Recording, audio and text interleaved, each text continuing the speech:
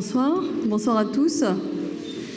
Au nom de toute l'équipe de Vins et Société, je vous souhaite la bienvenue à la Maison des Métallos pour le lancement de notre première édition du laboratoire d'idées intitulé La génération Y et le vin. Je vous vois nombreux, je vous en remercie et j'en déduis que nous lançons une initiative qui vous intéresse. Si nous ouvrons cette réflexion collectivement ce soir, c'est parce que nous poserons la question de la relation des 18-30 ans au vin. S'y connaissent-ils? Que comprennent-ils de mots comme polyphénol, minéralité, appellation? Certainement peu de choses.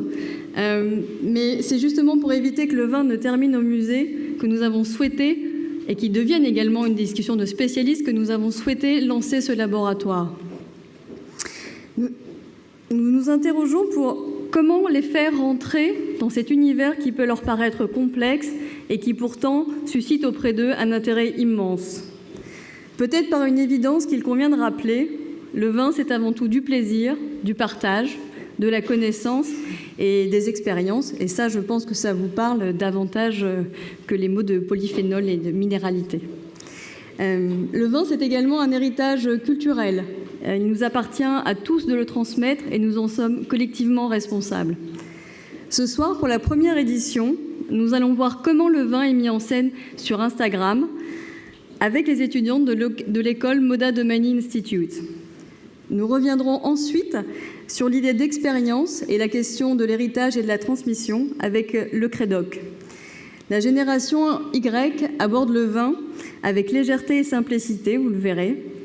Elle dérange parfois, elle bouleverse nos codes, à nous qui sommes d'une génération peut-être plus traditionnelle dans notre approche au vin. Nous devons donc comprendre et apprendre à parler un langage commun, découvrir peut-être des nouveaux chemins ensemble. C'est explorer votre relation au vin qui nous intéresse ce soir. Nous sommes très heureux de lancer cet événement ici à la Maison des Métallos. Je remercie toute l'équipe de l'école Moda Domani Institute avec ses talentueuses étudiantes et lauréates de la première année que vous allez écouter dans quelques instants. Je voudrais également saluer la présence parmi nous et la contribution dynamique de Monsieur Brionne, le Dark Planner. Remercier chaleureusement notre partenaire de la Revue des Vins de France, qui, comme nous, a à cœur la transmission de ce patrimoine culturel qu'est le vin. Je salue nos amis du Vinocamp, avec qui tout a commencé il y a à peu près un an. Merci à eux de leur présence. Sans oublier Sophia, l'influenceuse instagrammeuse La Couleur du Moment, qui a la gentillesse d'être avec nous ce soir. Merci à vous. Et un dernier mot pour l'équipe de Vins et Société, je le crois, sans qui l'organisation de cet événement ce soir n'aurait pas été possible. J'invite Denis Savreau à me rejoindre sur scène.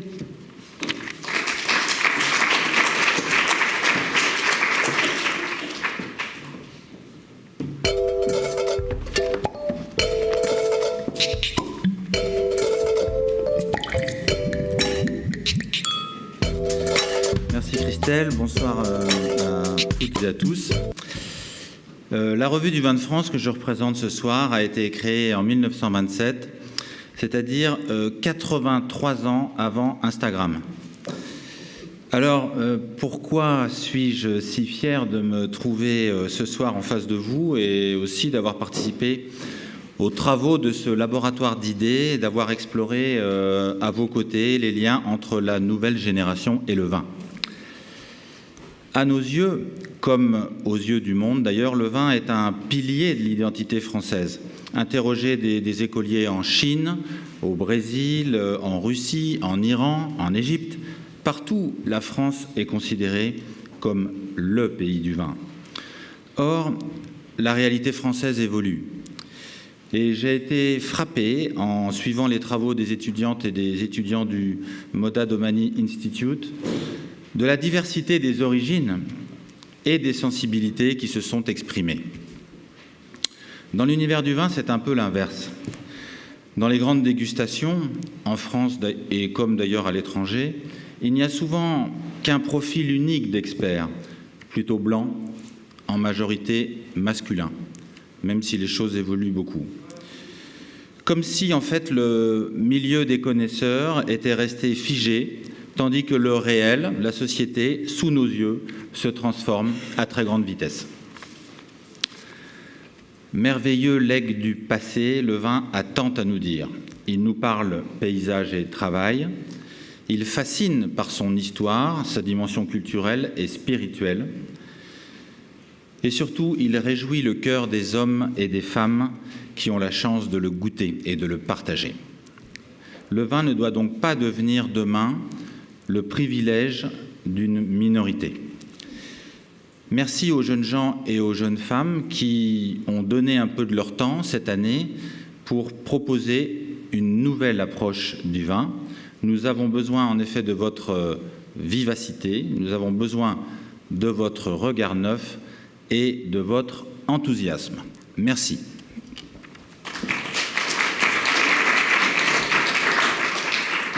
Alors, j'appelle les lauréates du groupe 1, mesdemoiselles Manon Jocalas et Alexandra Jonagi. Pardon. Elles vont vous présenter le résultat de leurs travaux.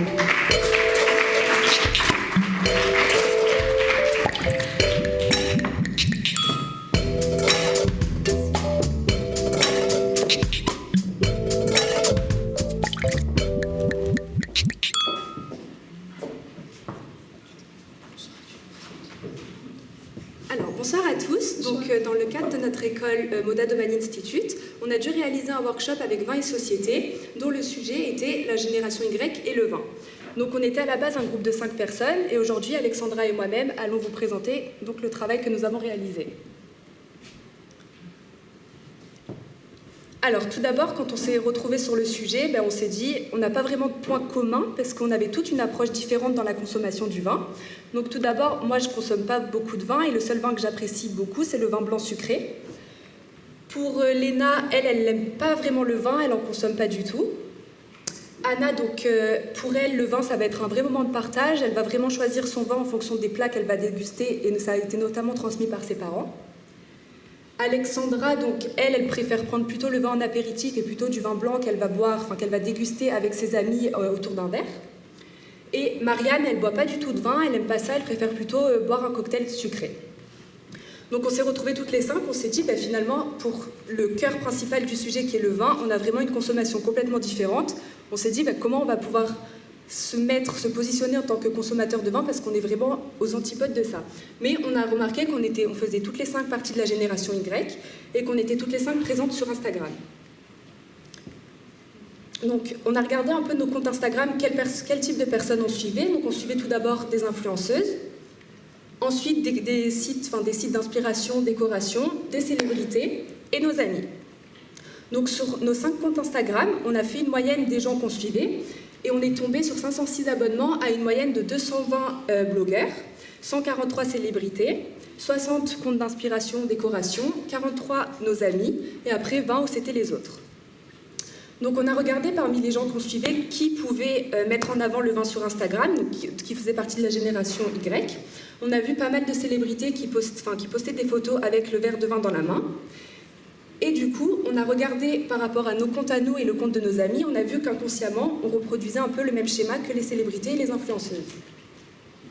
Donc notre persona, ça va être la femme entre 18 et 30 ans, qui est fashionista, vraiment très intéressée par ce qui est la mode, la beauté et le luxe.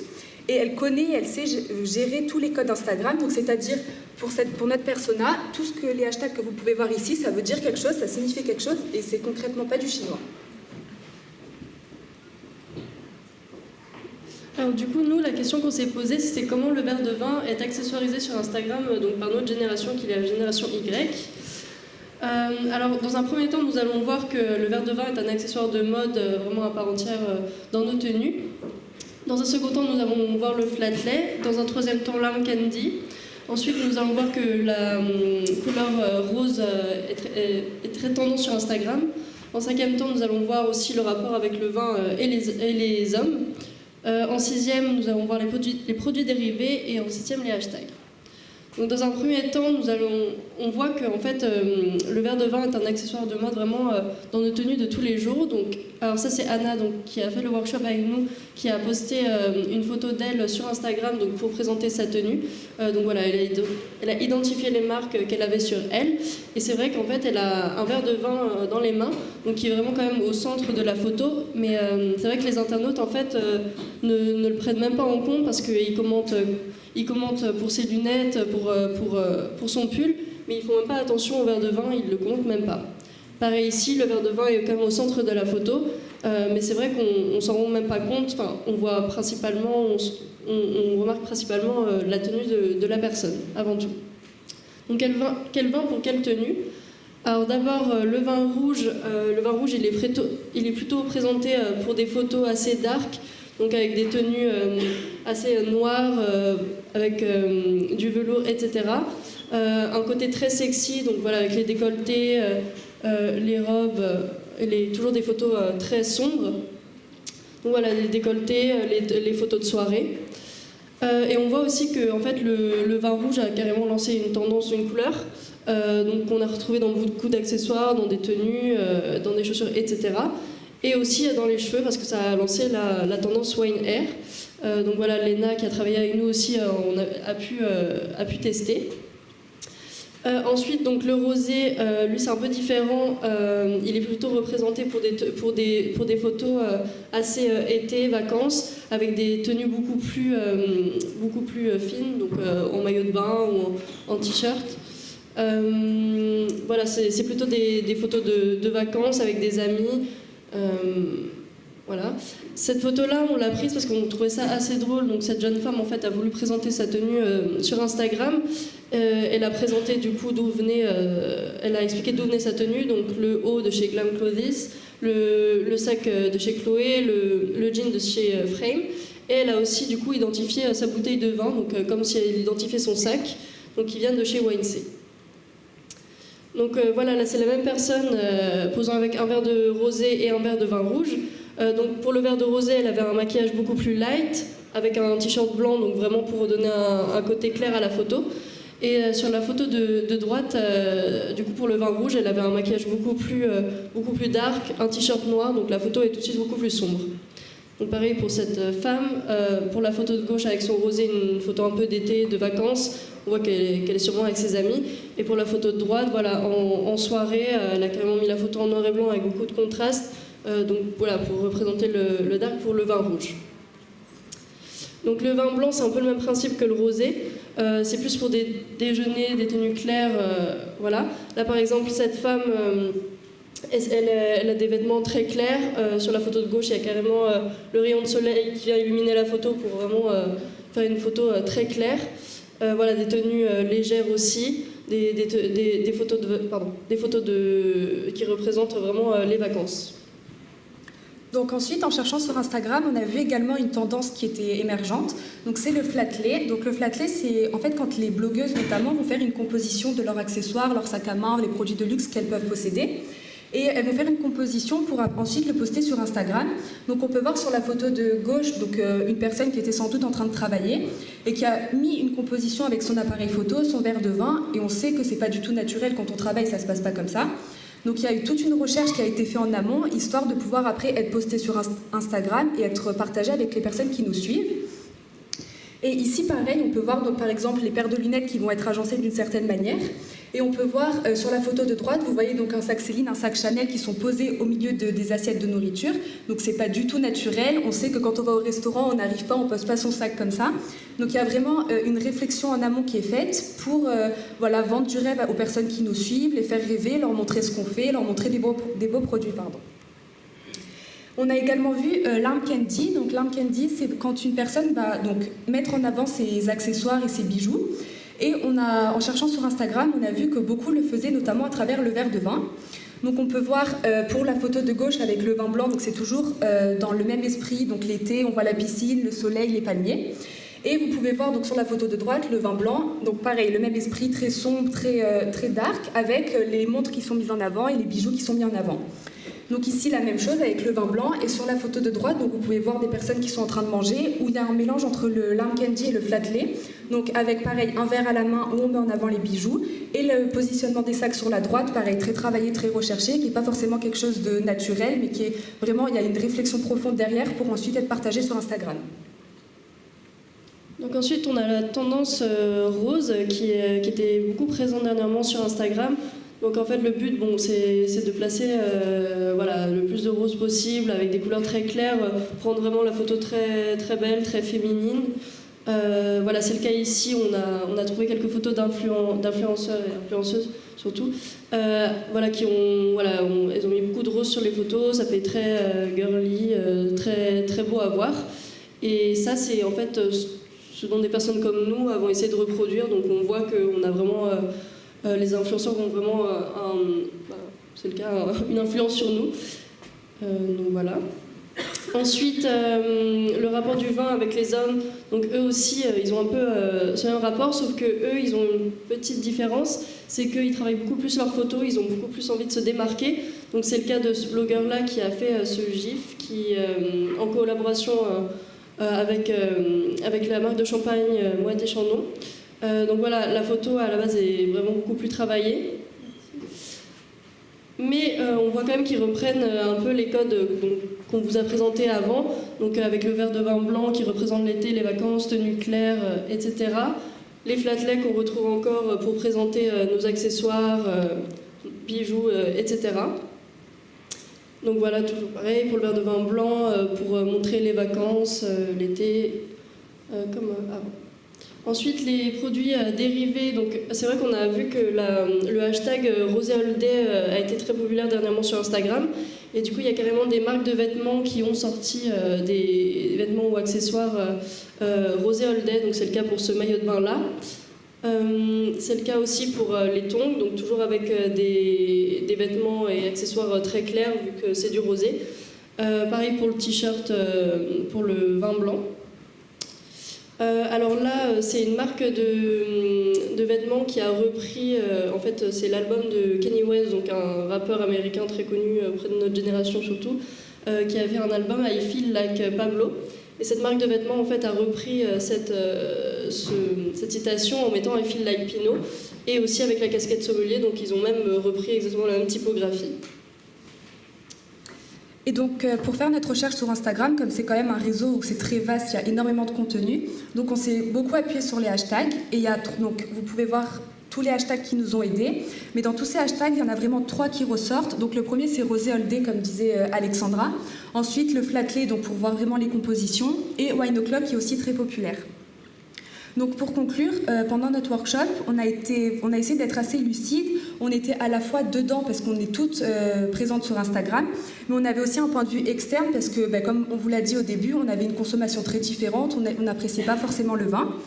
Et on s'est rendu compte par ce workshop que les millennials, ils étaient peu intéressés par le nom du vin, d'où il provenait, son origine ou sa renommée.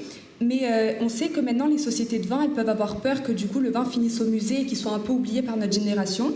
Mais on s'est rendu compte que même s'ils le consomment différemment que pouvaient le consommer nos parents ou nos grands-parents, en fait, à travers les réseaux sociaux, le vin, il va être utilisé comme un accessoire et notamment un accessoire de mode qui va pouvoir compléter notre tenue et qui va être mis en scène à travers les photos sur Instagram.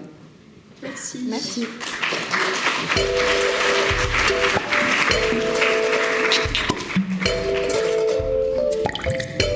J'invite les étudiants du second cours à nous rejoindre.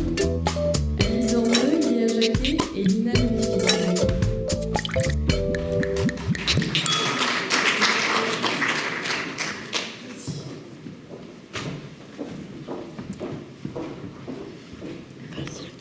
Comme ça, pas forcément.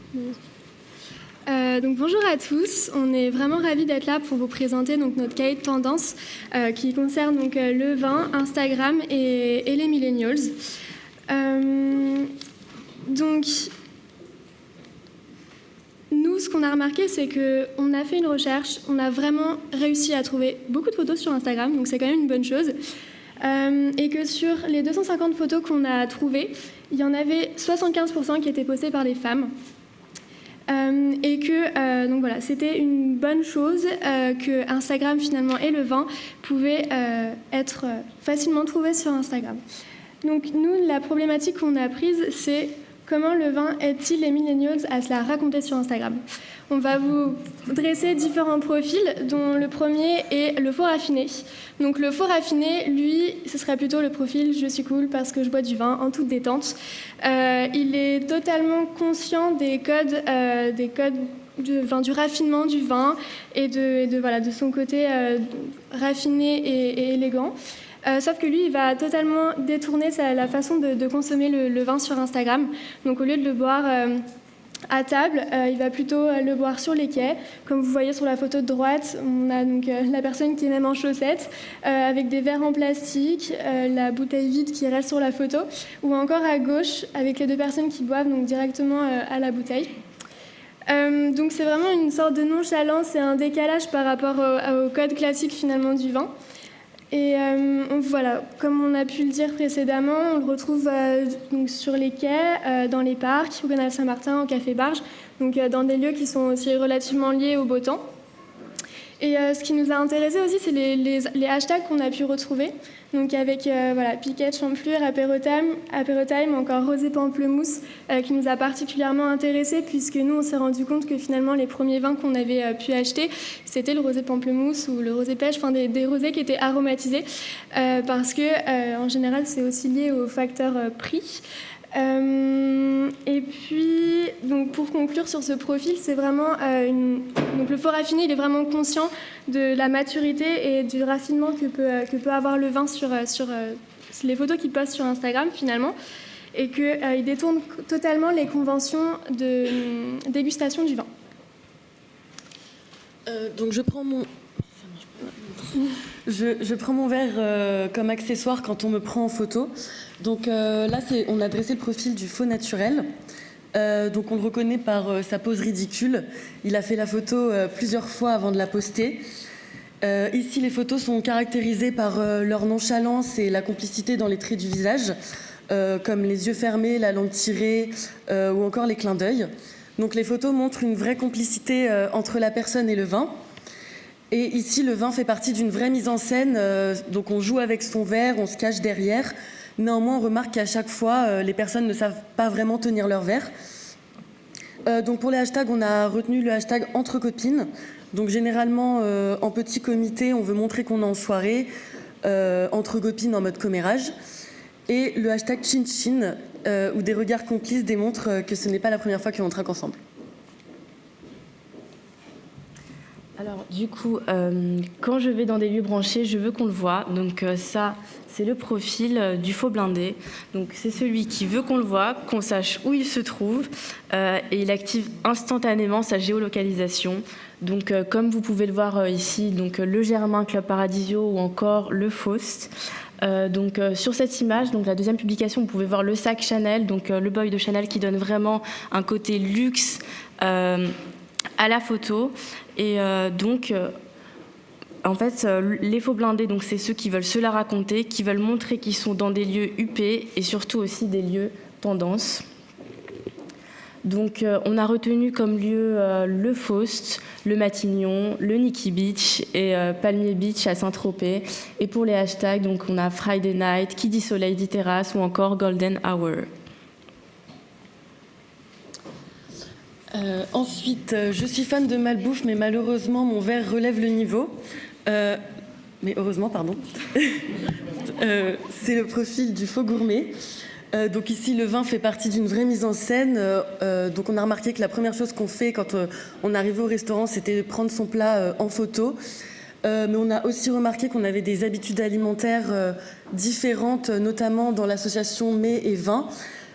Puisqu'on aura tendance à associer du vin avec des pizzas, des sushis ou encore des burgers.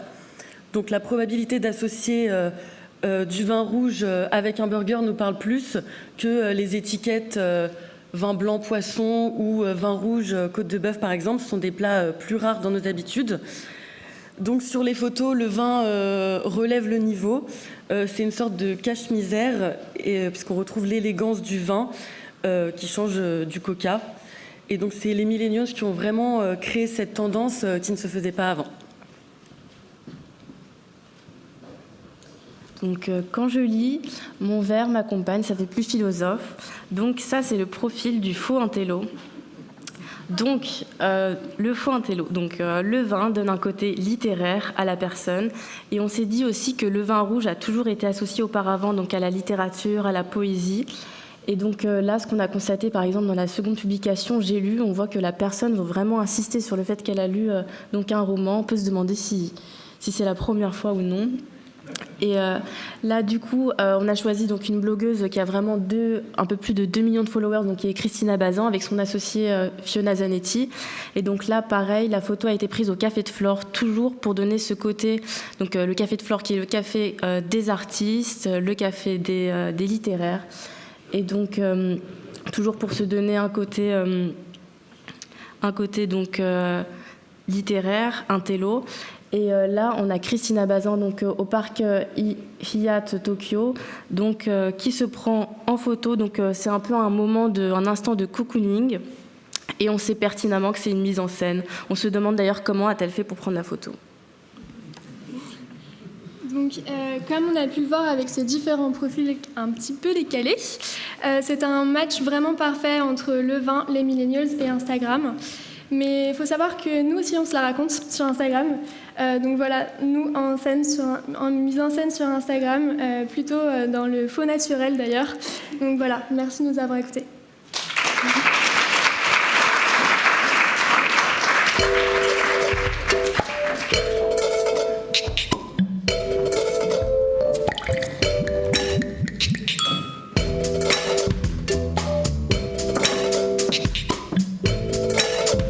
Monsieur Thierry Maté du Crédoc, s'il vous plaît.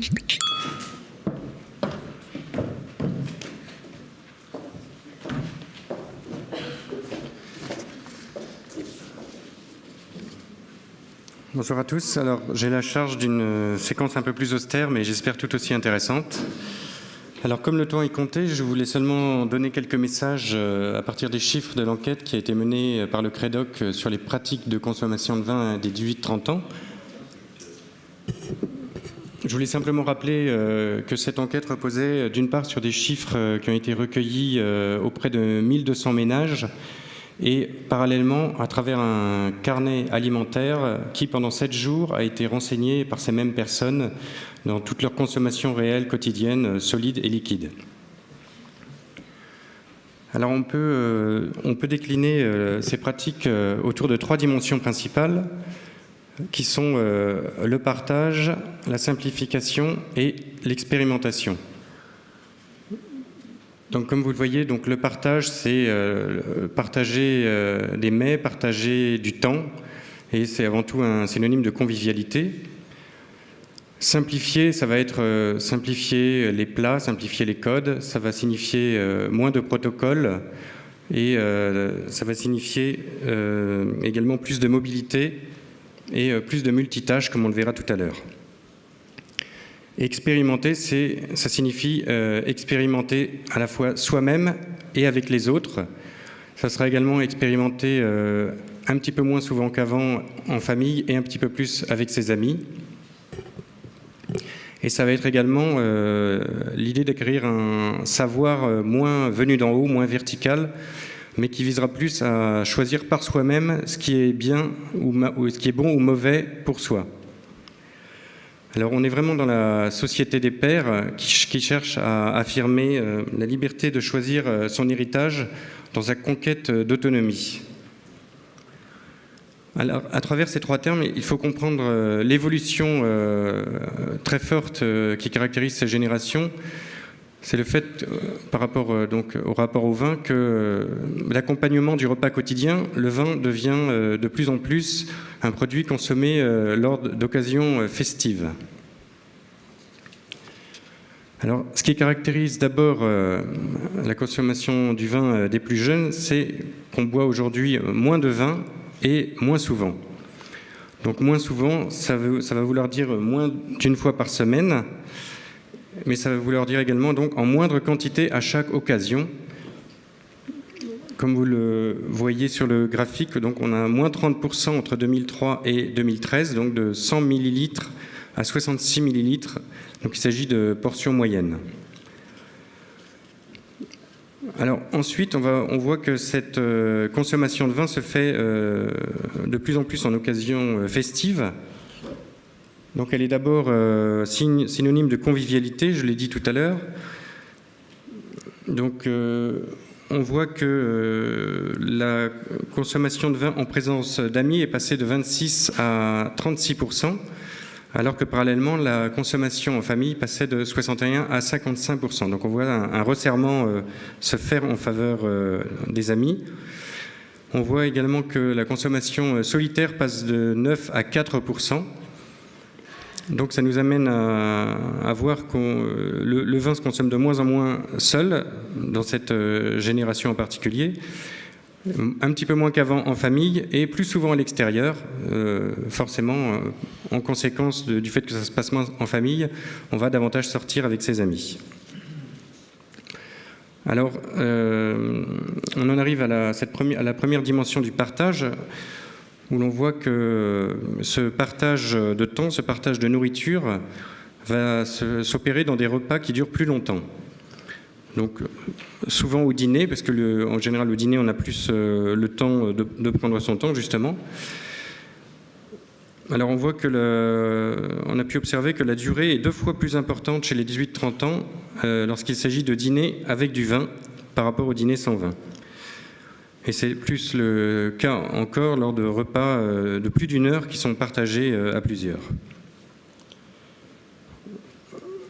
On a aussi observé que les repas où il y avait plus de plats étaient ceux où l'on consommait le plus de vin.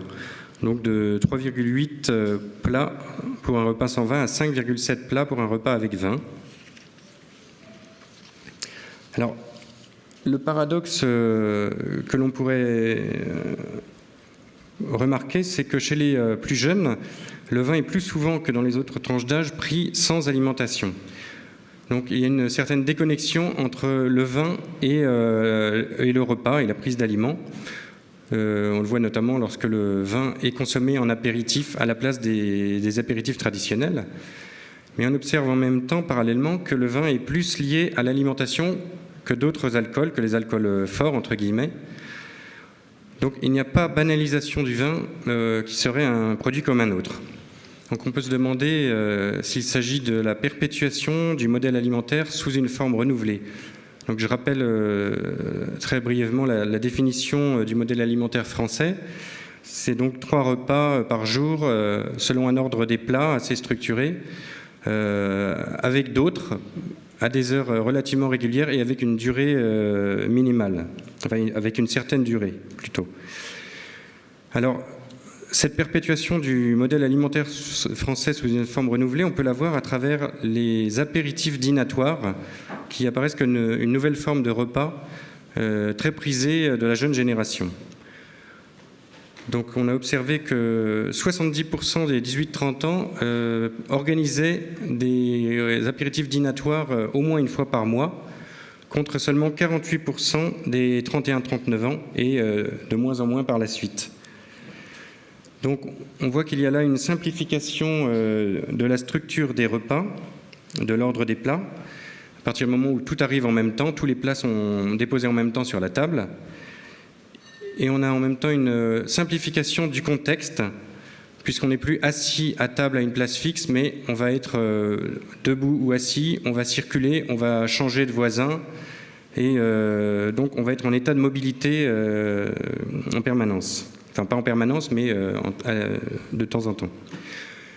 Et parallèlement, le vin ne va plus être la bouteille qui trône au centre de la table, attachée à un plat en particulier, mais va davantage circuler entre les convives, être échangé, être un bien échangeable, et là aussi être en état de mobilité. Cette simplification passe aussi par le fait du multitâche, c'est-à-dire qu'on ne va plus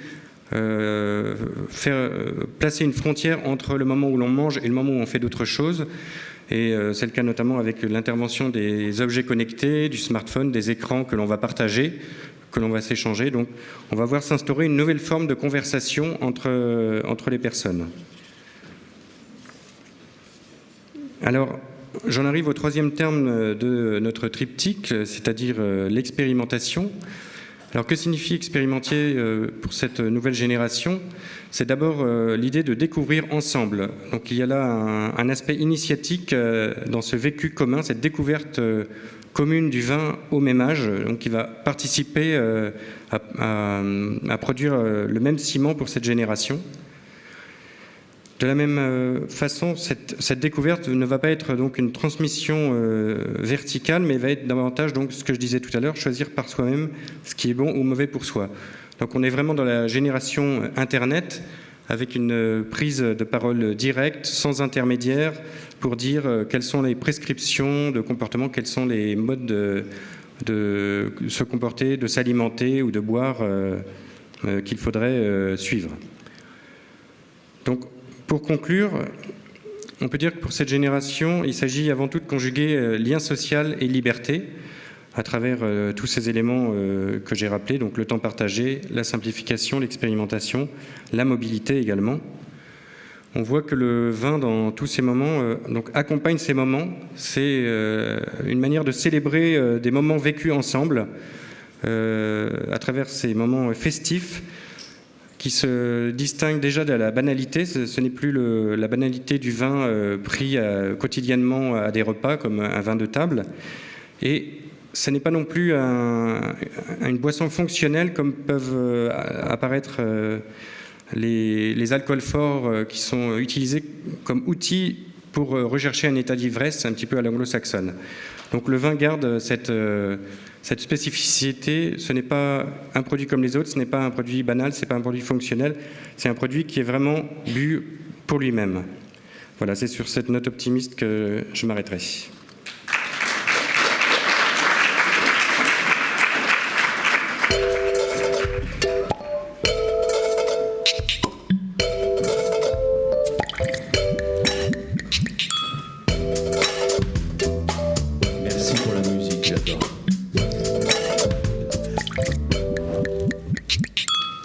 Bonsoir à tous. C'est un plaisir de vous retrouver un an après, parce que c'est vraiment une aventure qui a commencé à travers cette présentation que j'ai eu la chance de faire au Vinocamp, justement avec cette idée qu'aujourd'hui, cette génération est très différente, il faut hacker le vin et qu'il y a un véritable travail à faire justement pour que le vin ne termine pas au musée. On voit qu'on en est loin. Néanmoins, le travail est là. Hier soir, j'étais avec aussi une team d'influenceurs qui me disaient si on ne vient pas à nous, vous pouvez toujours rêver. Donc finalement, je tiens vraiment à féliciter Vin et Société d'avoir créé ce laboratoire qui est la suite logique finalement de tout le travail qu'on avait pu faire il y a un an. Parce qu'aujourd'hui, en effet, il faut un laboratoire, il faut se connecter, il faut être en empathie et bravo au travail fait par nos étudiantes qui sont véritablement rentrées dans la tête de la cible, qui ont fait du planning stratégique, c'est un peu le sommelier du marketing, ou vraiment dans une fonction hyper empathique. Et ce soir, on a la chance on va essayer un peu de la psychanalyser Sophia. Alors Sophia, c'est la catégorie entre guillemets des super influenceurs. Elle a plus de 80 000 personnes qui la suivent quotidiennement sur Instagram et bien plus sur son blog. Et c'est vrai que les influenceurs sont à la fois font peur aux marques, les fascinent, et vous êtes véritablement au quotidien au contact de ces cibles. Et alors Sophia, ce qui est extrêmement intéressant, elle a un profil, je trouve, atypique dans ces influenceurs, c'est qu'elle n'est pas qu'influenceuse, elle a un métier qui est extrêmement important, elle est influenceuse et architecte. Donc elle est slasheuse, voilà un mot sorti. Alors comment on arrive à être influenceuse et architecte ? Eh bien, je pense que, en fait, moi, je me suis lancée donc dans le blogging avant d'aller sur Instagram. Donc, c'était il y a 5 ans, j'ai créé mon blog. Et justement, à l'époque, j'étais encore étudiante et j'ai fait un échange universitaire à Milan. Et j'en ai profité un petit peu pour faire mon carnet de voyage, quelque chose qui est très ancré dans les études d'architecture, mais en fait mon carnet de voyage, je l'ai fait sur mon blog. Et au lieu de faire des croquis, c'était des photos. Et petit à petit, on me posait des questions sur ce que je portais, sur les photos en fait que je postais de monuments où j'étais juste à côté en touriste. Et on me demandait ton jean il vient d'où, ton haut il vient d'où. Et c'est venu comme ça petit à petit. J'ai commencé un petit peu à disséquer mes looks et à en parler. Donc j'ai commencé à parler de mode. Et puis après, Instagram est arrivé. Donc je me suis mise aussi sur Instagram, qui est un réseau social qui permet de toucher plus de monde plus rapidement, parce qu'aujourd'hui, les jeunes, je pense que c'est leur réseau social préféré. Et donc c'est la meilleure façon de communiquer et de partager mon lifestyle avec eux. Alors, quand on est un architecte, on imagine qu'on est hyper structuré, mais déjà les couleurs du moment, c'est un appel justement. Est-ce que c'est pas une respiration à l'hyper-rigorisme de l'architecture? J'ai choisi ce nom, La couleur du moment. C'est une référence à un film que j'aime beaucoup qui s'appelle La couleur des sentiments. Et donc j'ai repris ce titre-là. En fait, je voulais y intégrer quelque chose sur l'instantané, sur le fait que la mode, c'est un moment, que notre style évolue un peu avec l'âge, avec ce qu'on vit. Et donc, c'est venu comme ça, la couleur du moment. Maintenant, pour moi, être architecte, c'est pas être enfermé dans une certaine rigueur, c'est au contraire de la créativité. Et j'essaie d'utiliser ça tous les jours aussi dans mon autre travail Instagram. Est-ce que, avant de rentrer dans les magnifiques présentations qu'on a pu avoir, est-ce que vous donnez un petit conseil, un petit talent à avoir pour finalement réussir à émerger sur Instagram? Parce que mon Dieu, il y a beaucoup d'appelés mais peu d'élus. Alors je pense qu'il faut de l'originalité. Après c'est toujours un peu difficile à trouver, mais c'est un travail aussi. Et aussi d'avoir l'œil, de prendre le temps d'observer la ville, de voir aussi s'inspirer des autres et voilà, avoir cette curiosité surtout. Et ça rejoint aussi mon métier où c'est vraiment très très important d'être curieux et de s'intéresser à beaucoup de choses, parce qu'au final un projet d'architecture ou un projet Instagram, c'est un peu la même chose. Il faut avoir une idée, un concept, et puis le mettre en place, et qu'il y ait un fil rouge, un fil conducteur. Voilà, la notion d'empathie, la notion de cohérence, de code qui est là. Couleur n'est pas innocent, c'est quelque chose de fondamental dans votre travail de création. Parce que vous êtes un peu peintre, que c'est vrai, comparé à beaucoup d'Instagram, on voit que l'importance de la colorimétrie, elle est fondamentale chez vous et elle est porteuse de sens. Oui, tout à fait. Pour moi, la couleur, c'est très important. Donc, c'est le nom de mon blog, mais aussi pour moi, on communique mieux avec des couleurs qu'avec quelque chose d'un petit peu plus désaturé. Et d'ailleurs, la génération Y a un nom pour les couleurs, c'est filtres. Donc aujourd'hui, tout le monde est habitué à utiliser des filtres, que ce soit en vidéo ou sur les photos en elles-mêmes. Alors, on va voir justement vos images. On a pris une petite sélection, bien sûr, où le vin est en scène. On a vu deux présentations extrêmement complémentaires. La première nous présente sur un angle nouveau. Là, c'est du vrai hacking, que le vin, c'est un accessoire de mode, comme une paire de chaussures, le boutin, un sac Chanel. Est-ce que vous partagez, et est-ce que dans ces photos, il y a une accessoirisation du verre de vin? Oui, tout à fait. Pour moi, le vin, c'est un accessoire, et je dirais plus un accessoire de luxe, parce que justement, ça fait appel et ça fait écho à un moment un peu, je dirais, prestigieux.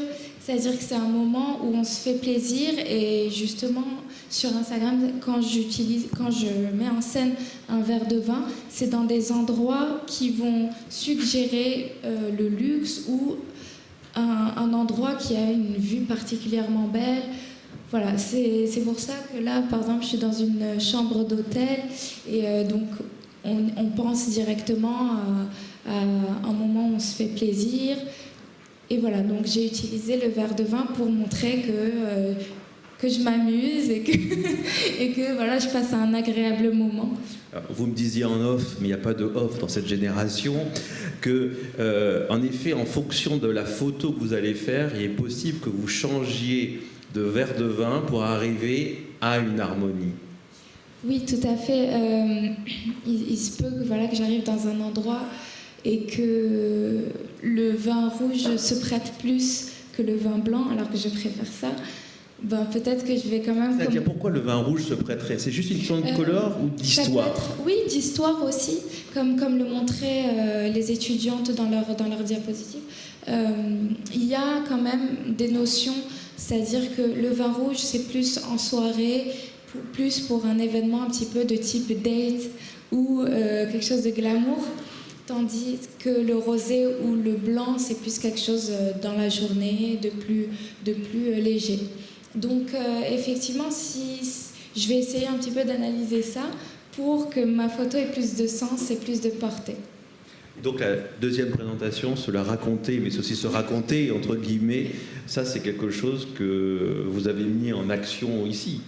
Ben oui, je reviens sur la chambre d'hôtel, je me la raconte grave parce que je me dis, j'ai l'impression voilà, de mettre en scène quelque chose de luxueux, mais voilà, je sais que j'essaie quand même de rester assez fine dans le propos et c'est juste pour montrer que c'est un accessoire voilà, de luxe. Et juste cette photo-là où vous êtes entouré de plats assez gigantesques et gargantuesques, on peut se poser la question si vous y avez goûté ou pas, parce que là du coup il y a une espèce de collection. La fonction du verre, ici, j'ai l'impression qu'elle a un sens un peu différent. J'ai l'impression que vous apportez un peu de subtilité, de raffinement dans quelque chose d'un petit peu plus XXL dans les portions. Oui, non, j'ai goûté beaucoup de ces plats, j'en ai même fini. Mais le vin, ici, donc je mets en avant ce verre de vin rouge parce que dessus, le verre est sérigraphié du nom du restaurant où je suis. Et voilà, c'était un tout, c'était une composition entre les plats, ce que je bois, donc du vin rouge à l'italienne, et donc le nom du restaurant, pour un peu, comme disaient les étudiantes, me géolocaliser dans un endroit qui est très branché en ce moment. Vous parlez beaucoup de couleurs, voire d'origine. Le château, la marque, il a un sens où on reste simplement au niveau colorimétrie et nature de vin, sans en citer. Vous pouvez répéter, je sais pas. Alors, vous parlez de couleurs, Bordeaux par exemple, mais est-ce que le château, véritablement, est-ce qu'il a un sens aussi? Est-ce que vous racontez des histoires par les châteaux que vous choisissez? Non, j'avoue que je n'ai pas ces connaisses, donc je ne serais pas à même d'en parler à mes followers. Je vais plutôt parler de marques que voilà, d'appellation ou voilà. C'est pas assez pointu, je suis pas assez connaisseuse pour en parler et peut-être je dirais même que je ne pense pas que mes followers comprendraient non plus parce qu'ils n'ont pas aussi les connaissances. Enfin, pour la grande majorité, je pense. Ce qui montre qu'il y a du travail encore à faire et il faut aller vers la cible. Une dernière question. Oui. Quel conseil vous pourriez donner justement au monde du vin pour être en empathie encore mieux avec cette génération Y? Je pense que le mieux, c'est de passer par l'expérience. Parce que nous, en tant qu'influenceurs, on est là pour donc faire un peu le lien entre les marques et les abonnés. Et on ne peut le faire que justement si on a les connaissances pour. Autant je me sens à l'aise de parler de vêtements, de beauté, autant, comme vous m'avez posé la question, je suis un peu déstabilisée parce que je ne m'y connais pas. Et donc, le mieux, c'est de faire un peu de la pédagogie auprès des influenceurs pour qu'ils soient un peu le trait d'union avec les futurs consommateurs. Et voilà, à travers surtout des expériences parce que c'est la meilleure façon en fait d'en parler, nous en tant qu'influenceurs, c'est de montrer en fait ce qu'on a vécu, disons d'aller dans un château comme j'étais là, et d'expliquer l'histoire de la maison, d'expliquer comment ça se déroule, et vraiment rentrer dans la culture du vin en l'occurrence, pour mieux en parler à nos abonnés. Culture, influenceur, lifestyle, 3 beaux motifs pour hacker. Merci à tous. Je voudrais, c'est la fin de ce bel événement. Je voudrais appeler justement nos partenaires de Vidocamp à venir. Anne-Victoire Monrosier, Arnaud Daffy, tous les intervenants et bien sûr nos fabuleuses étudiantes très planeuses. Merci à tous. Venez nous rejoindre. Et vivement le deuxième.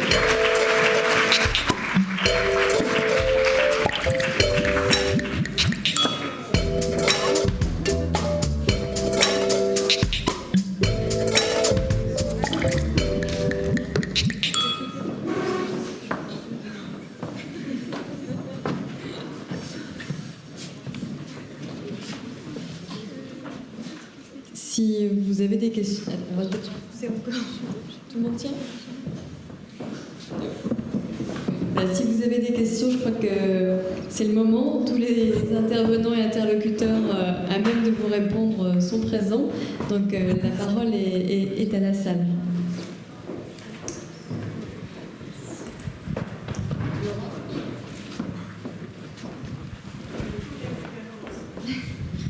Oui, moi j'ai une question. Je voudrais savoir, en dehors des couleurs, de la forme des verres et de l'assortiment à vos chaussures, est-ce qu'il y en a quelques-uns parmi vous qui s'intéressent au goût du vin ?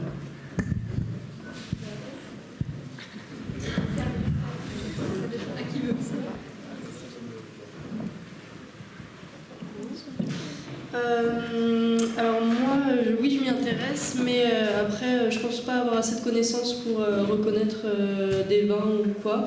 Après, je connais quand même quelques noms de vins parce que tout simplement, mes parents quand même me donnent quelques connaissances, mais c'est quand même quelque chose. Je m'intéresse quand même au vin. Je bois pas du vin pour me saouler ou autre, mais voilà. Après, je connais pour l'instant pas énormément de choses. Voilà.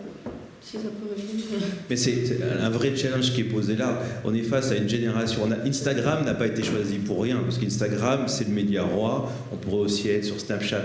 Comment arriver à parler d'un goût avec l'image ? Voilà un challenge redoutable. Et avec la limite d'un hashtag. Donc finalement, le hashtag est là pour donner une tonalité, mais on voit tout le challenge en termes de discours à inventer. Et si je peux me permettre, également sur Instagram, par rapport au goût, moi par exemple, je m'intéresse, j'aime beaucoup le vin, je suis une consommatrice, mais je ne vais pas obliger des gens à boire le même type de vin que moi. Donc je préfère le suggérer, montrer comment je le bois, avec quel mets, dans quelle situation, pour mieux inspirer les gens.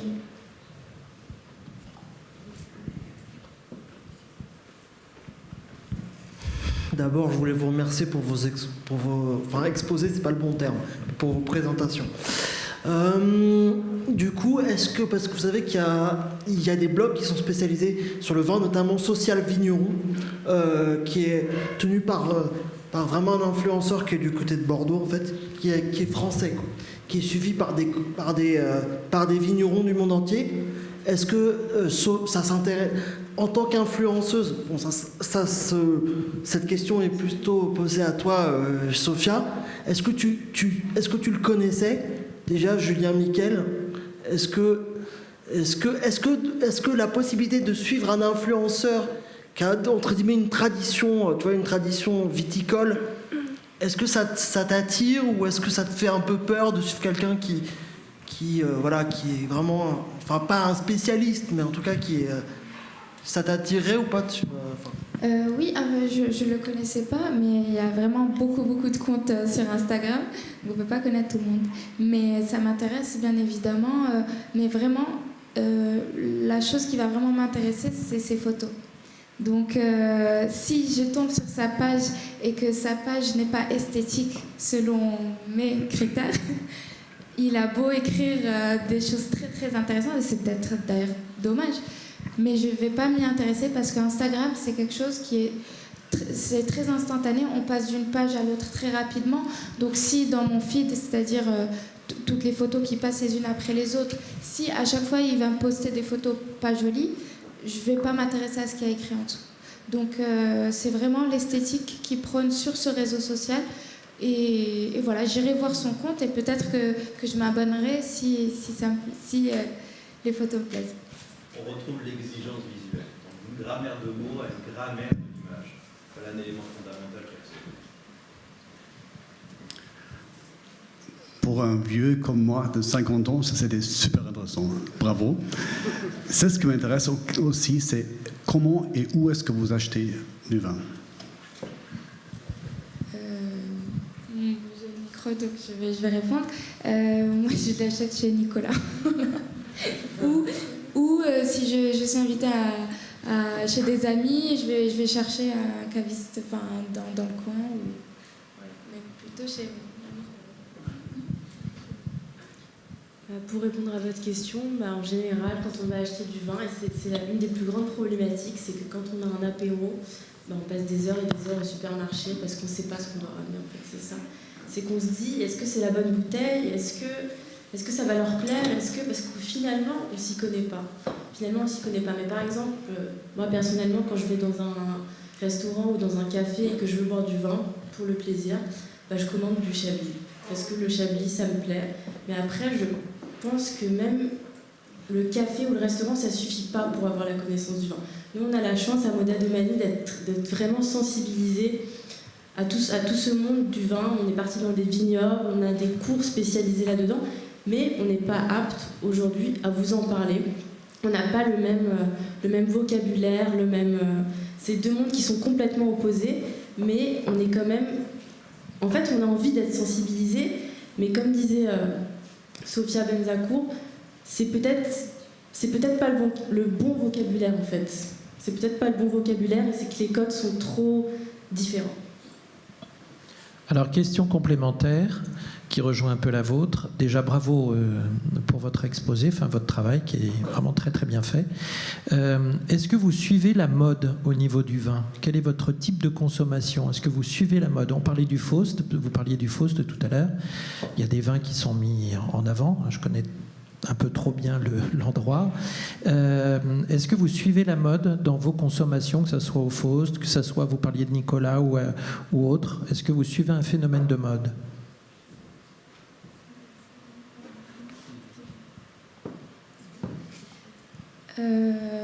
Oui, après, l'offre n'est pas assez diversifiée, je dis en termes de couleurs, donc on peut pas tellement, on peut pas s'éloigner des trois couleurs. Par contre, moi j'ai eu une expérience, par exemple avec le champagne, où j'ai travaillé avec une marque de champagne qui a essayé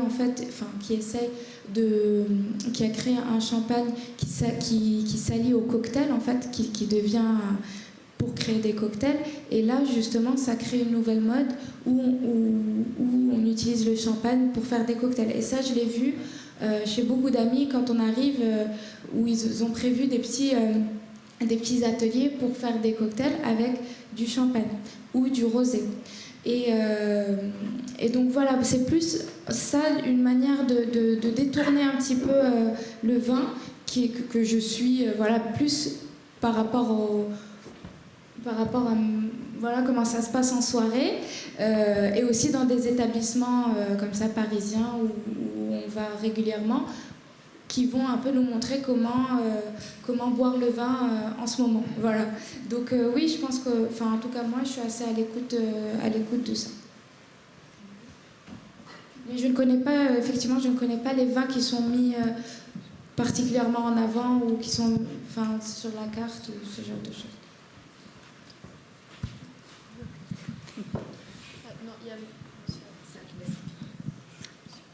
Sur la génération Y, on entend beaucoup la notion de je ne m'y connais pas suffisamment en vin pour en parler. Mais est-ce que vous pensez réellement que cette génération veut en connaître plus ou préfère s'arrêter au simple objet du vin qui représente, que ça va être du ruinard, etc., mais pas aller chercher plus loin, comme justement vous en disiez, les termes un peu difficiles que la filière utilise? Justement, quand j'ai rencontré, pour participer à cet événement, on en a parlé, Valérie. Et du coup, moi je disais qu'avec l'âge, je m'y intéresse de plus en plus. Donc je pense qu'il y a vraiment une tranche d'âge qui ne va pas du tout être intéressée par la culture du vin, qui ne va pas s'intéresser à ce qui se passe derrière, qui sont les personnes qui font ce produit. Mais je pense que c'est le cas pour tous les produits. C'est-à-dire qu'à un certain âge, on ne s'intéresse pas forcément à ce qu'il y a derrière. On est des consommateurs un peu bruts. Et avec l'âge, avec cette idée où on veut un peu plus savoir d'où viennent les produits qu'on consomme, donc il y a une certaine... comment dire comme par exemple quand on consomme du bio, ça devient quelque chose enfin, je trouve pas le mot. Une conscience, voilà, il y a une conscience en fait qui s'installe. Et donc voilà, moi je pense que par exemple à mon âge, on peut s'intéresser au vin et à ce qui se passe derrière. Et justement, c'est ce que je disais, c'est plus à l'expérience. C'est-à-dire que moi, j'y pense souvent, je me dis, j'aimerais bien me programmer un week-end dans un château pour découvrir un peu comment c'est fait. Parce que j'ai une idée vague, mais c'est un peu une idée véhiculée par, je dirais, le cinéma. J'imagine que c'est pas du tout comme ça. Mais donc j'aimerais découvrir ça et je pense qu'il y a beaucoup de gens qui sont dans mon cas parce que c'est quelque chose de très intéressant, c'est un savoir-faire. Donc si on s'intéresse, on peut s'y intéresser. C'est une question cruciale et en effet, il faut aller vers eux. Déjà, si on attend qu'ils viennent, ils ne viendront pas. Ça, c'est le premier point, ça, ici. Néanmoins, la bataille est loin d'être perdue. Je prends juste une tendance parallèle qui plaît énormément chez les Grecs. Alors, certes, ceux qui ont peut-être plus de 25 ans, 30 ans, la génération Y, ça serait à 37 ans, hein, donc il y a de la marge. C'est aujourd'hui, il y a une nouvelle posture héroïque, c'est les néo-artisans.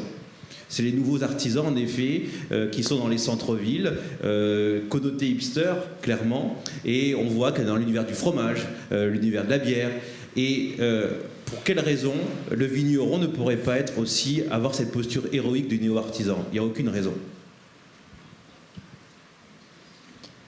Moi, je voudrais poser une question aux étudiantes de l'école Moda Domani Institute.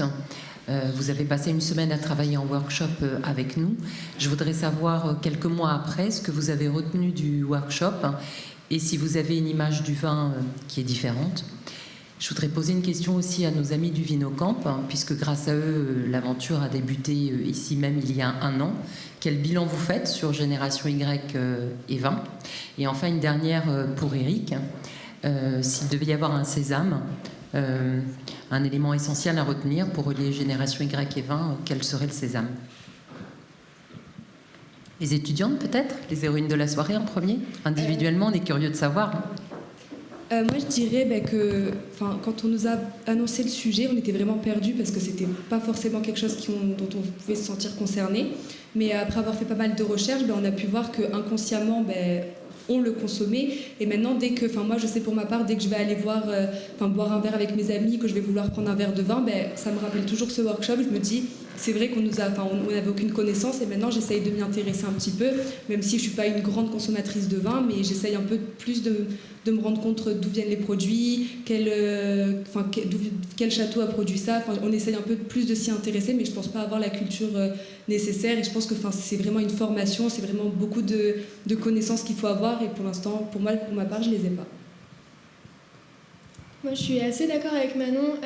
J'ai l'impression de vraiment avoir envie aujourd'hui d'en découvrir davantage. Et moi, ce qui m'a particulièrement plu, c'est qu'au final, on s'est auto-évalué sur Instagram et on a regardé comment nous on consommait en s'incluant également dans la recherche. Et donc, c'était ça qui était plutôt amusant. Et c'est vrai que maintenant, en prenant un verre de vin, c'est vrai qu'on se rappelle toujours de ce workshop en disant de quel profil je fais partie là exactement en postant sur Instagram. Donc voilà, c'était assez amusant et maintenant une volonté d'en découvrir un peu plus.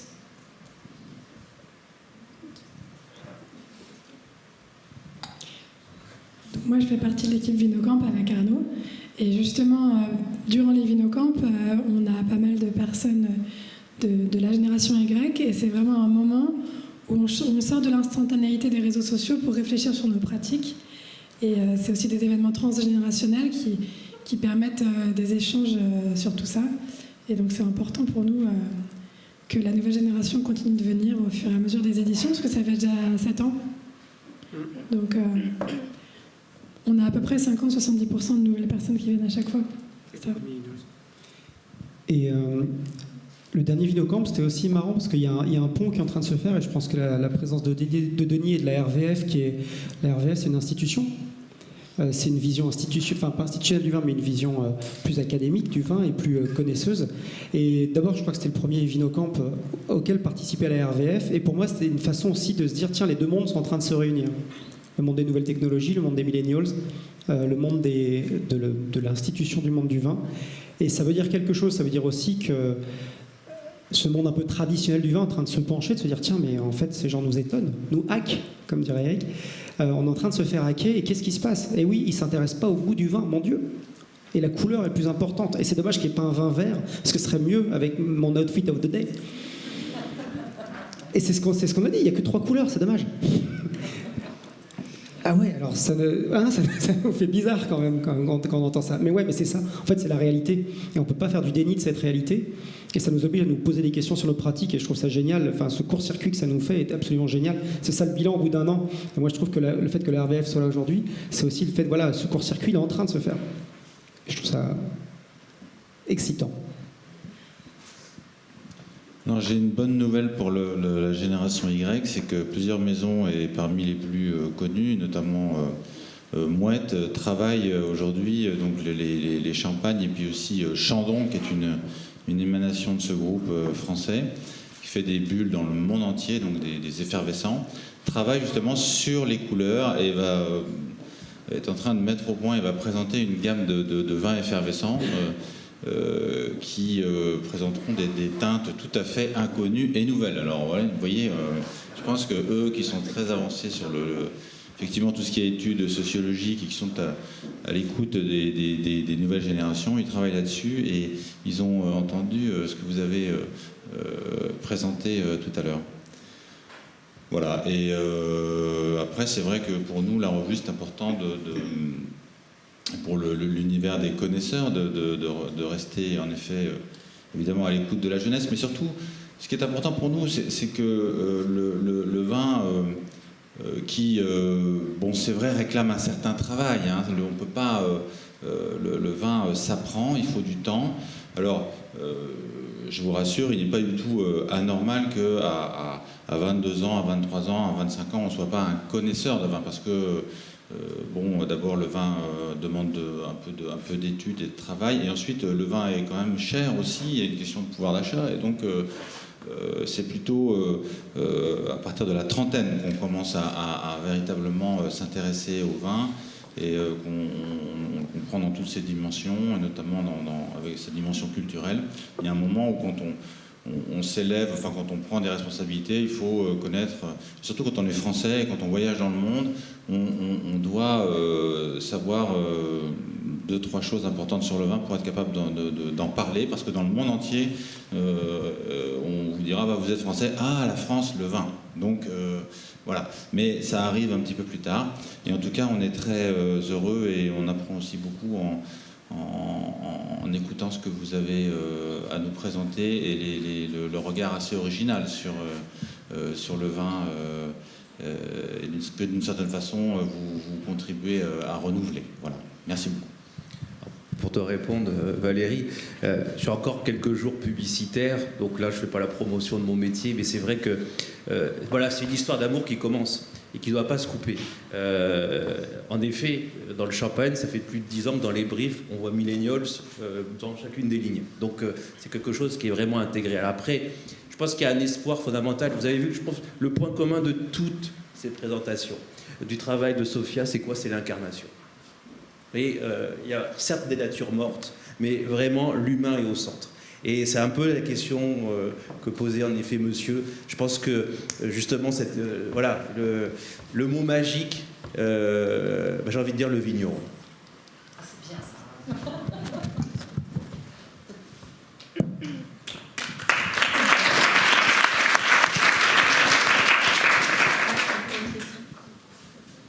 Alors, c'est pas vraiment une question, c'est plus une remarque, une réflexion, où sur les réseaux sociaux, on va chercher les partages et les likes. Et ce qu'on voit surtout, c'est dans la présentation qui a été faite sur la recherche, c'est la notion de partage dans le vin qui est la plus importante. Et paradoxalement, sur toutes les photos qu'on a vues défiler, les gens sont seuls. Alors parfois à deux, parce qu'il y en a un qui doit tenir l'appareil photo à un moment donné, mais les gens sont seuls et le vin, c'est vraiment un moment de partage. Et l'autre petit rapport par rapport au like, à j'aime, on voit aussi le paradoxe dans les réseaux sociaux que le plus important dans le vin, alors à mon goût et dans ce qu'on essaye de véhiculer chez nous aussi, c'est la notion qu'est-ce que j'aime ? Qu'est-ce que j'aime dans le vin ? C'est pas forcément que ce soit complexe, mais qu'est-ce que j'aime ? Et c'est ça qui est le plus difficile. Et on le voit aussi à travers les réseaux sociaux et les personnes qui sont dedans. C'est j'ai peur de dire ce que j'aime vraiment. Et c'est plus une façade qui vient habiller. Ces petites réflexions, voilà, s'il y a des retours dessus. Je pense que vous donnez la piste du laboratoire numéro 2, entre guillemets. Instagram a évolué depuis l'étude. Vous avez vu que pendant les stories, et les stories, qu'est-ce que c'est ? C'est la vidéo. Donc finalement, l'image qui était complètement craftée devient maintenant une image brute, et donc beaucoup plus sociale ici. Et sur assumer, ils assument totalement. En fait, le paradigme de cette génération, même un peu en dessous, c'est qu'ils se sentent tous influenceurs à un certain niveau. Et pour être influenceur, il faut assumer ses choix.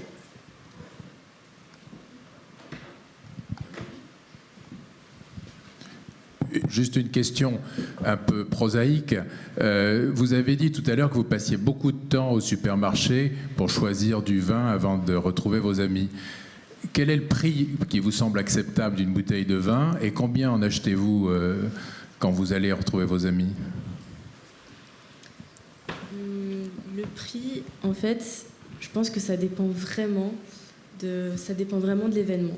Par exemple, si c'est une soirée étudiante, logiquement, comme l'a dit Léa, on ne va pas mettre tant d'argent que ça, on va quand même regarder le prix. Le prix est un facteur très important dans le choix. Et on va se dire, comme disait aussi Sophia, il y a aussi tout ce qui est esthétique en fait. Parce que le nom, ça ne nous évoque rien. C'est plus les couleurs, c'est plus le packaging qui va nous évoquer quelque chose en tant que jeune. Après, en termes de prix, je pense que ça dépend vraiment du nombre de personnes, ça dépend vraiment je ne sais pas trop. Allez, la fourchette. 5 €, 10 €. Je ne sais pas trop. Enfin, moi, personnellement, je sais que ça peut aller peut-être 10 €, 12 €. Voilà, mais ça dépend vraiment. Mais je sais que j'ai été dans des soirées étudiantes où il y avait vraiment des gens qui préféraient justement mettre le prix le plus bas parce qu'ils se disaient au fond que finalement, dans tous les cas, le prix, ça ne changerait rien puisque on n'était même pas sûr en fait du goût. On n'était même pas sûr du goût. Du coup, on savait pas. En fait, on est toujours perdu. Moi, je sais que quand je me souviens de mes soirées étudiantes, il y a ce muscat qui revient souvent dans mon esprit, mais je sais, en fait, ça m'évoque pas grand-chose. C'est-à-dire que là, j'ai grandi, là, j'ai 21 ans, et aujourd'hui, par exemple, si vous me demandez quel vin je préfère, je vous répondrai toujours Chablis. C'est vraiment quelque chose que j'aime beaucoup. Moi, je trouve que dans un supermarché, c'est un peu question de chance, parce qu'on peut très bien avoir une bouteille à même 20 €, qu'elle soit 10 fois... Enfin, qu'elle soit moins bon qu'une bouteille qui peut être à 4 € en fait. Donc le prix, je me fie pas au prix pour savoir si le vin est bon. Enfin, dans un supermarché après, je sais pas. Mais du coup, je regarde plus par rapport au nom. Par exemple, je sais qu'un Merlot, je sais que si je vais acheter un Merlot à 14 €, j'ai des doutes qu'il soit bon, parce que je pense qu'il faut mettre un peu plus pour avoir un bon Merlot. Enfin, c'est ce qu'on m'a toujours dit. Du coup, je pense que c'est un peu question de chance dans un supermarché et pas question de prix. Bonjour. C'est pas une question du tout tendancieuse, mais est-ce que vous observez une consommation ou même une représentation différente de la consommation de vin chez les hommes? Puisque là, on a une étude qui était très quand même centrée sur les femmes, et je veux savoir ce qu'il était représenté des hommes en fait. Moi, je trouve que pour notre génération, je trouve que les hommes boivent moins de vin que les femmes. Mais pour notre génération, en tout cas, je trouve qu'ils boivent plus des alcools forts. Mais après, je sais pas. Nous, c'est vrai que pour l'étude, en fait, on s'est vraiment basé sur Instagram. Et pour le coup, on a quand même, comme on l'a dit au début de l'étude, il y avait 75% des photos qui étaient uniquement féminines. Et en fait, même celles qui étaient avec des hommes, il n'y avait pas vraiment de mise en scène. Enfin, on avait du mal finalement à décrypter la façon d'agir d'un homme, en tout cas sur Instagram avec lui. C'est lié au fait qu'il y ait moins d'hommes influenceurs ou lié au fait que les hommes doivent montrer qu'ils sont morts autour de l'influenceur? Non, moi je pense que c'est le fait que les hommes se mettent moins en scène sur Instagram que les filles.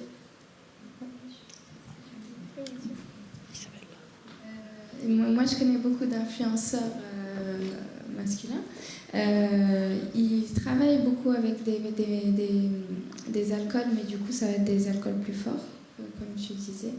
Et je pense aussi qu'il y a cet aspect de la pause, de la manière de prendre le vin, qui a peut-être un côté un peu féminin, le fait de prendre le vin dans sa main, et c'est un petit peu difficile pour eux de le mettre en scène d'une manière virile. Si c'est le message en tout cas qu'ils veulent faire passer sur Instagram, c'est la virilité, c'est la masculinité, c'est un peu difficile de faire la pause comme ça avec le verre de vin. Je pense que c'est plus pour ça. Par contre, la bouteille peut être mise en scène. Je vous laisse. Clairement, c'est quelque chose qu'on devra, le pendant purement masculin, qui est quand même, voilà, il faut aller plus loin. C'est du signal faible, de là à définir une tendance, on est encore.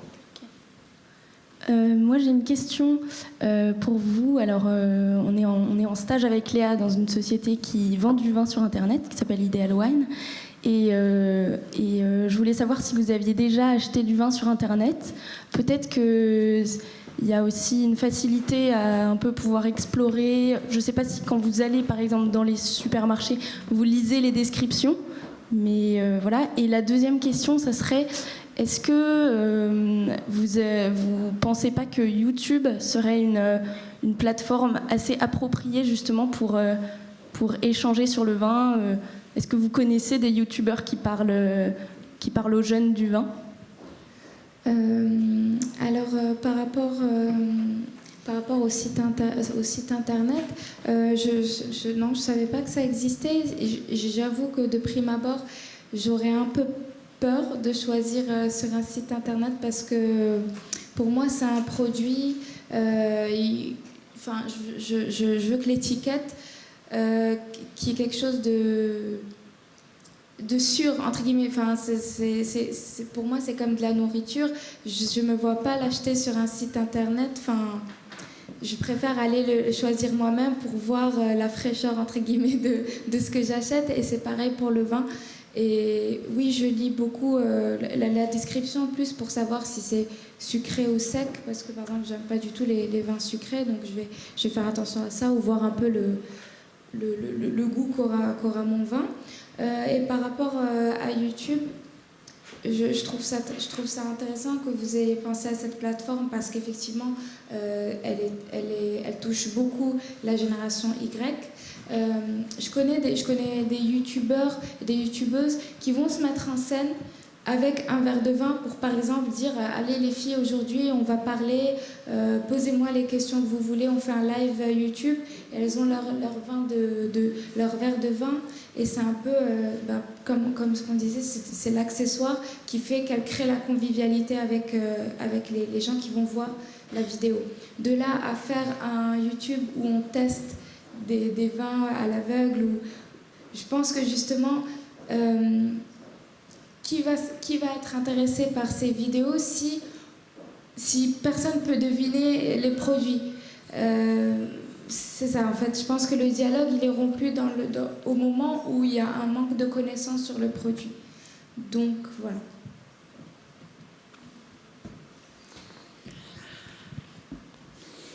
Moi, je voudrais savoir si vous êtes sensible aux vins qui sont très marketés, comme Minuti. Est-ce que ça vous dit quelque chose, Minuti? Pop, ça vous dit quelque chose? Et Miraval, le vin de Brad et Angelina, vous en avez sans doute entendu parler. Est-ce que vous êtes sensible, du coup, aux vins qui sont très marketés? Est-ce que vous les achetez? Ça, c'est ma première question. Et ma deuxième question, c'est contrairement à ce que disait monsieur, moi, je pense que, vu vos photos, on a l'impression que vous voulez donner l'impression, également, que vous consommez le vin même quand vous êtes toute seule. Est-ce que c'est vrai ou c'est pas vrai? Est-ce que vous le faites ou est-ce que c'est pour avoir look-like? Oui, je consomme du vin toute seule, ça peut m'arriver. Justement, en fait, la mise en scène sur Instagram, c'est vrai qu'il y a cette tendance où on est toujours un peu seul sur la photo, mais j'en ai aussi beaucoup avec des gens, je vous rassure, je ne suis pas toujours toute seule. Non, je consomme. Oui, par rapport au marketing, en fait, toutes les marques que vous avez citées, je les connais grâce à leur marketing, grâce aux pubs dans Paris pour Miraval, du fait que ce soit des célébrités. Et le Minuti, je l'ai connu justement en le trouvant dans des bars un peu stylés de Paris. Donc c'est comme ça. Oui. Mais justement pour des événements avec d'autres personnes. Je ne vais pas l'acheter pour moi toute seule parce que je l'ai consommé dans une situation où on était plusieurs, où c'est quelque chose de festif. Mais c'est vrai qu'elles ne sont jamais seules, en fait. Dès que vous posez une photo, vous vous connectez à votre tribu, qui peut être 5 personnes ou 1000, c'est déjà un signe de lien avec l'autre. Et même quand on voyait la photo de Christina Bazan sur la présentation numéro 1, on imagine bien que même elle n'était pas toute seule pour prendre la photo, vu l'angle de la photo. Oui, moi je voulais simplement ajouter pour les produits marketés. Moi je n'achète pas forcément, je me sens plus rassurée en achetant une bouteille dont le nom me dit quelque chose, parce que mes parents l'ont bu et parce que je sais que c'est un bon vin. Donc je ne suis pas une grande consommatrice de ces vins. Merci Léa. J'ai oublié un micro. Merci Léa. On va conclure sur votre intervention. Donc, au nom de Vin et Société, que j'ai le privilège de présider, je vous remercie très chaleureusement de tous les échanges, de toutes vos questions, des débats qui ont eu lieu ce soir autour de la génération Y. Je vais remercier à nouveau très chaleureusement donc l'école Moda Domani Institute, bien évidemment, et toutes les étudiantes qui ont fait tout ce travail depuis plusieurs mois maintenant et qui ont fait cette présentation ce soir. Je remercie également très chaleureusement Eric Brionne, le Dark Planner. Sophia pour la pertinence de ses propos, donc Sophia de la couleur du moment qui nous a épatés, qui nous a prouvé qu'on pouvait faire des métiers un peu différents mais finalement qui arrivent à se retrouver. Donc l'architecture et le vin, mais ma foi on parle aussi d'architecture quand on parle de la composition du vin, donc merci Sophia.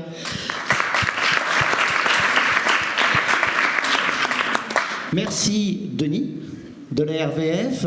Merci bien évidemment au Crédoc, également un gros travail de fait. Merci très, très chaleureusement Thierry. C'est vrai que c'était important aussi pour nous de se baser sur des études où on peut remonter avec le Crédoc assez loin dans le temps.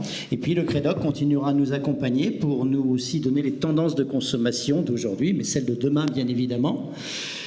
Merci Arnaud et merci, je l'ai perdu, Anne-Victoire. Anne-Victoire s'est cachée devant. Merci Arnaud Daffy, Anne-Victoire Montrosier,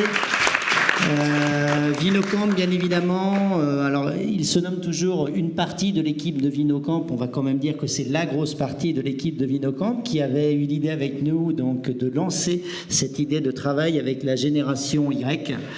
Et merci bien évidemment Christelle Leprel qui est avec nous sur scène. Merci Stéphanie Piot qui est dans la salle. Laura Daillé qui est cachée derrière son écran là-bas.